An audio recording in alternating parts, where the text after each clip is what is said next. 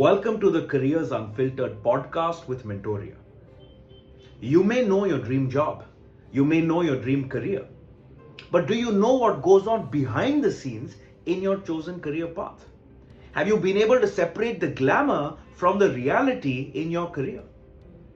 Do you know the good, the bad, and the ugly in your career?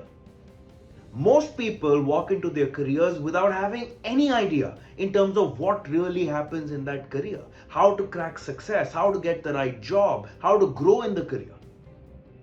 Don't be those people. Get the ins and outs of your career path through some of the best subject matter experts and industry professionals that Mentoria will bring to you on the Careers Unfiltered podcast. Firstly, we need to understand that we need to be listeners when we are listening to a child, and we should not let this noise of bias coming anywhere around us.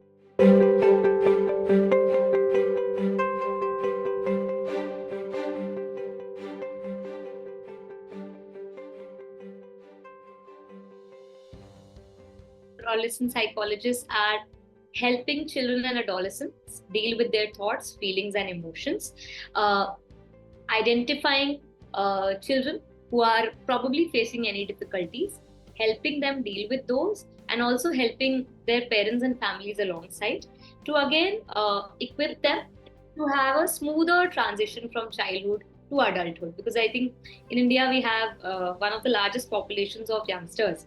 So for a developing country like ours, it is important for us to strengthen our youth so that, meaning we are on a stronger prognosis and trajectory.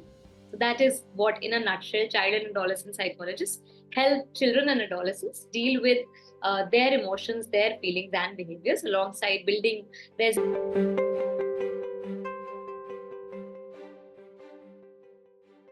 So presently in India, these pathways are still evolving. In fact, just the previous day, a guideline came from the Rehabilitation Council of India, which sort of authorizes and regulates the training of mental health professionals, like Medical Council of India does for medical professions. So presently, it is still evolving. But as of today, if we talk about after class 10th, preferably if you are interested in psychology, and even if you have a slight inclination, and if your school is offering psychology, preferably and desirably you should take up psychology as one of your subjects in class 11th and 12th. Doesn't matter you take it with commerce, doesn't matter you pair it up with PCM, physics, chemistry, maths, or humanities. It does not matter. And it also is not right now an essential qualification. So it is okay if your school has not offered psychology, but as a side interest, you can always pick up a book of psychology, NCERT. However, it is again advisable that if you are inclining towards a career in psychology, you take up your bachelor's in psychology. So again, right now it's not a strict guideline, not a rigid guideline that you should have done bachelor's in psychology. It's still changing. It might change in a few years, that it might become an essential qualification. Presently, it's a desirable qualification. So if you have a slight interest, you may take up a general BA program course with one of the subjects as psychology. Or if you are very sure that you want to take up psychology, you do an honors program. So you choose between these two based on your interest and your career pathway that you are visualizing for yourself. But I think the distinctive mark comes to us at the master's level. If you are to become a psychologist, and even if you're planning to switch your careers, let's say you've done some other course, let's say English literature, but you decide that you want to study psychology, presently, as of today, you can still study psychology at the master's level, given that you crack the right entrance examinations. So at the master's level, you can study either counseling psychology, clinical psychology, applied psychology. I think all the major universities in India are now offering psychology courses, like University of Delhi, Tata Institute of Social Sciences in Mumbai, Ambedkar University, and I think major state universities are offering these courses if you're just talking about India. After that, to become a child psychologist, you need to choose your electives carefully. So your electives should be more focused around developmental psychology, educational psychology, child psychopathology. That is a science that deals with the disorders in children and adolescents, and how early years affect the development of a child. These are the electives. And during this master's, you should be doing internships that are largely focused around child-centric centers. So it could be pediatric units of hospitals, working under a pediatrician, working with a child psychologist. Working in schools is again a wonderful option to gain exposure, to work with adolescents, because you get a heavy caseload when you're working with schools. And it's not that I'm fibbing about my job at all, but I think because we have such a high number of adolescents and less number of professionals as of now, so good exposure in schools. And again, if you are to work in schools, let's say if you want to become a child psychologist, it is advisable, and to enhance your skills, you pursue an RCI certified uh, postgraduate diploma in child psychology. So presently, there are sadly not many institutes providing that. But if one is serious, they need to just go to the RCI's website, Rehabilitation Council of India's website, to see the courses that they offer. And there are various institutes that are offering those courses. So it could be an advanced diploma in child guidance and counseling by NIPSIT Delhi, and also many other NIPSITs in and around India. That is also certified by RCI. Now, that certification offers you the recognition to practice independently as well. So when you get that RCI number, that means that you are ethically practicing. You are given the authority to practice. You are given the authority to sign reports. So that is advisable when you're working with children and adolescents. And if at all, let's say, and Jamia also offers that diploma program, and even NCRT offers that recognized training program. BIMHANS in Delhi is also offering 1-year training program. So all of these diploma programs are intensive, very rigorous. They offer practical exposure and theoretical exposure specifically to children and adolescents. When we talk about clinical psychology, we need to be doing an MPhil in clinical psychology. So it is actually illegal to practice clinical psychology without an RCI registration or without an MPhil. So MPhil is provided by many hospitals in India. Dr. Ram Manohar Lohia Hospital, then across various government hospitals, various universities. One of the leading private universities is Amity University, is also offering an MPhil in clinical psychology. So if we are to pursue child psychology in a nutshell, master's essential, then a diploma that is certified by RCI to seek your licensure. Preferably, you do your bachelor's also in psychology. And for clinical psychology, you need to do your master's, then MPhil. And also now a new degree has come up, PsyD, which is Doctor of Psychology. It is a 4-year program, is the highest level program for psychology. So PhD is different. PhD is for people who are interested in research or probably teaching, but PsyD is basically for practitioners. So it trains you in various disciplines of psychology, and that is the highest degree of psychology presently.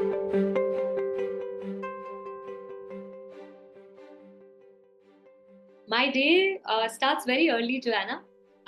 Because I'm working in a school presently, my day starts at 7 a.m. because that's how most schools start. It starts at 7 a.m. in the morning. We reach our department. We have a department which is called GRASP for a K-12 school, so kindergarten to 12th grade.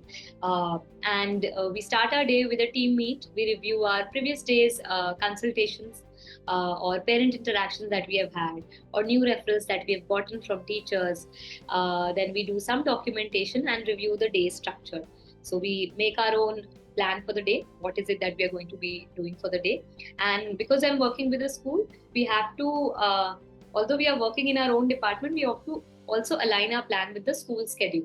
So probably after setting up for our day for about half an hour or 20 minutes, we may be going to some class, let's say 11th class, 8th class, probably class 5, and even pre-nursery, to maybe talk about safe touch, unsafe touch, to maybe talk about life skills, to maybe talk about, let's say, the common mental health concerns that 11th students are facing because they are meaning preparing for these competitive examinations. They have these hectic routines where they are meaning rushing for after like 8 hours, 7 hours of school. They are rushing to coaching institutes for 3 hours, and they are burnt out almost every day. So we are helping them plan a study life balance in that sense.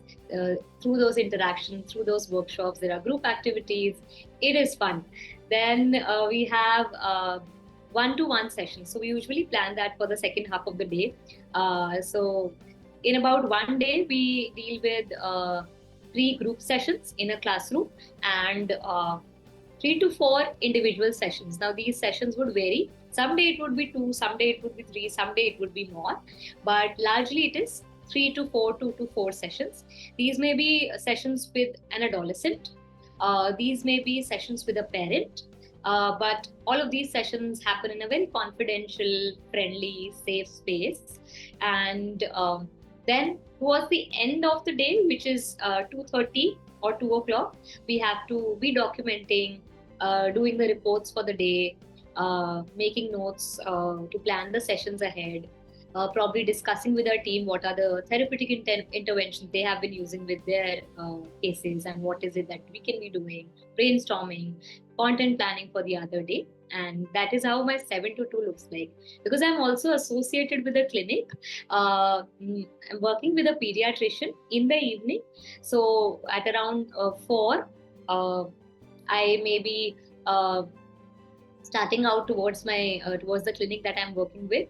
And again, depending on the day, there would be different kind of caseload. Someday I would be doing an IQ assessment for a child who requires a cochlear implant for their hearing impairment, and for that IQ assessment certification required. Probably someday we would be doing an assessment for a child who is at risk of learning disability. Someday we would be counseling a parent, and someday we would just be documenting our reports. So I think 4 to 7-ish looks like this. But let's say if a child psychologist is working in a hospital, their day would have some similar content. Probably they would not be going to classes, but having workshops with parents, workshops in schools with tie-ups. But largely the caseload thing remains the same. Documentation, clinical cases, assessment, and promotive work. So no professional, I believe, should be working without promotive work. All professionals require promotive work. Mental health literacy is something we really need in our country presently, given the circumstances. So that is how I think the 9 to 10 hours, 8 to 9 hours, 8 to 10 hours would look like in the life of a child psychologist, depending on the area they are working in, depending on the work skills.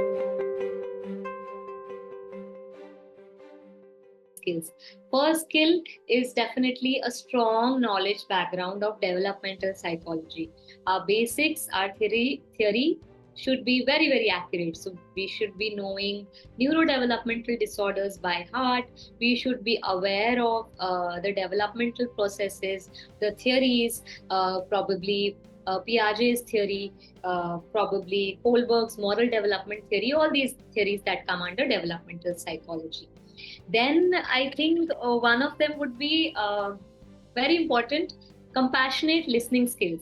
So usually, in our country, there is a lot of lack of awareness around mental health in general.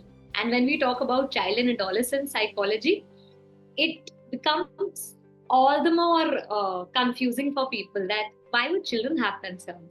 Why would they have mental health concerns? Why would they need a therapist? So firstly, we need to understand that we need to be listeners when we are listening to a child, and we should not let this noise of bias coming anywhere around us. So we should never think like, oh, this is not a concern. Meaning, what is the child sharing? Meaning, he's crying for this thing or he's upset for this thing. Only the peacock knows how it is to be a peacock. It's something I learned on the very first day of my training at NIPSIT. So we need to empathize. We never should be trivializing that, what is this concern? any concern could be a big concern. You never know, it could just be the tip of the iceberg. So you might just find a child being irritable in the classroom, and you might feel that he's just, uh, difficult. It could be that, sadly and very truly, this could be that this child is being abused at home, and probably he's not getting a healthy environment at home. So, always an explorative mindset. So, I would sum that up by saying listening. If we are listening properly, we are open to being compassionate, we would be able to see through these nuances and be able to catch them and not trivialize them. Then the second would be, I think, research skills. A third would be research skills. Given that the field of psychology is changing every other day, we need to be up to date with the changing, evolving sciences of mental health. So I think being a reader helps in that.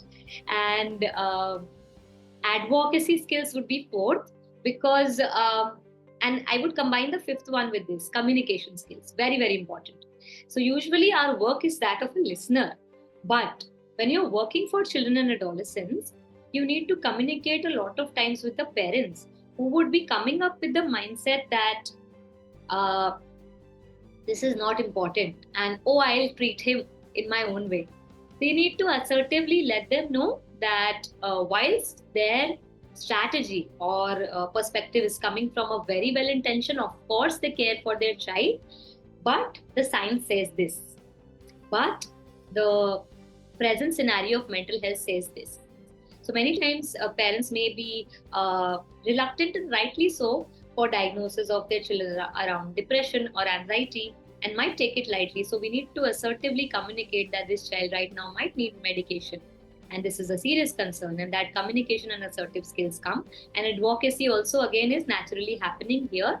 And advocacy also in terms of very important skill again in this only, that we need to be legally literate. We need to be aware of the POCSO Act, meaning Prevention of Children from Sexual Offences Act. Very important act when it comes to working as a child and adolescent psychologist, especially in school setups, clinics, anywhere. Right. So I think